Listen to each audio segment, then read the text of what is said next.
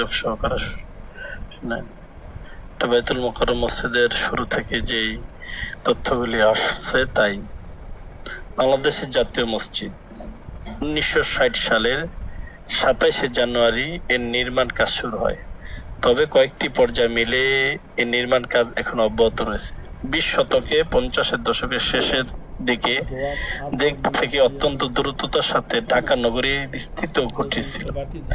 এর পরিপ্রেক্ষিতে আব্দুল লতিফ ইব্রাহিম বাওয়ানি প্রথমে ঢাকাতে বিপুল ধারণ ক্ষমতা সম্পন্ন একটি গ্রাউন্ড মসজিদ নির্মাণের পরিকল্পনার কথা প্রকাশ করেন।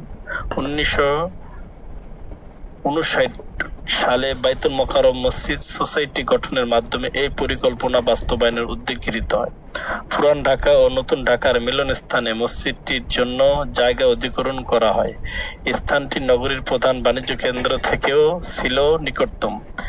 স্থানটি আব্দুল হোসেন থারিয়ানিকে মসজিদ কমপ্লেক্সটির নকশা প্রণয়নের জন্য নিযুক্ত করা হয়। পুরো কমপ্লেক্সের নকশার মধ্যে দোকান, অফিস, লাইব্রেরি এবং গাড়ি পার্কিং এর ব্যবস্থা অন্তর্ভুক্ত হয়। প্রধান ভবনটিতে সাদা রং এর ব্যবহার, প্রায় কিউবিক আকৃতির অবকাঠামো সহ সমগ্র নকশাটিতে নির্মাণের সময় স্থাপক প্রভাব প্রতিফলিত হয়। মসজিদটির প্রধান কক্ষের ছাদের উপর গম্বুজের অনুপস্থিতিতে মসজিদটির স্থাপনের একটি বিরল বৈশিষ্ট্য। প্রধান ভবনটি 8 তলা এবং মাটি থেকে 30.18 মিটার উঁচু। মূল নকশা অনুযায়ী মসজিদের প্রধান প্রবেশের পথ পূর্ব দিকে হওয়ার কথা। পূর্বের সাহানটি 2696.19 বর্গমিটার এবং দক্ষিণের ও উত্তরের পাশের পুজোর জন্য জায়গা রয়েছে। প্রধান ভবনের উপর গম্বুজের অনুপস্থিতির অভাব গোছানো হয়েছে এবং উত্তর ও দক্ষিণ দিকে প্রবেশের বারান্দায় প্রোটেকশন উপর 2টি ছোট গম্বুজ নির্মাণের মাধ্যমে। এই প্রবেশের বারান্দাগুলিতে আবার 3টি অশ্বক্ষুরাকৃত খিলান পথ রয়েছে, যার মসজিদটি পার্শ্ববর্তী 2টি অপেক্ষা বড়। 2টি উন্মুক্ত অঙ্গন প্রধান নামাজ কক্ষ আলো বাতাসের চলাচলে নিয়ন্ত্রণ করে। 3 দিকে বারান্দা দ্বারা ঘেরা প্রধান নামাজ কক্ষটি আয়তনে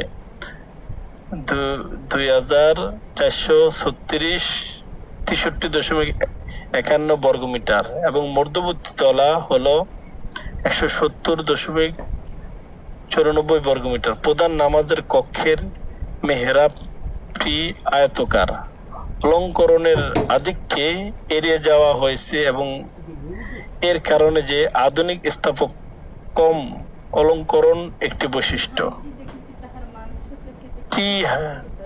আব্দুল হোসেন থারিয়ানির মূল নকশাটি মসজিদের মিনারটি ছিল ভবনের দক্ষিণ পাশে আলাদা একটি কাঠামো, তবে বর্তমানে নতুন প্ল্যান অনুযায়ী 2টি নতুন মিনার নির্মাণ করা হয়েছে। বাইতুল মোকাররম মসজিদটি স্থাপিত রীতিতে আধুনিক, তবে এটি প্রচলিত মসজিদের স্থাপনের প্রধান বৈশিষ্ট্য এড়িয়ে যায়নি। এর অবয় মক্কা কাবা শরীফের মতো হওয়ার কারণে মুসলমানদের হৃদয়ে জায়গা করে নিয়েছে।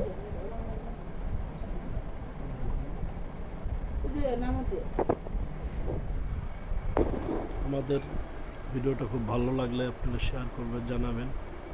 ইনশাল্লাহ সামনে আরো সুন্দর ভিডিও দেওয়ার জন্য চেষ্টা করব। আপনারা সকলে অপেক্ষা করুন ইনশাল্লাহ।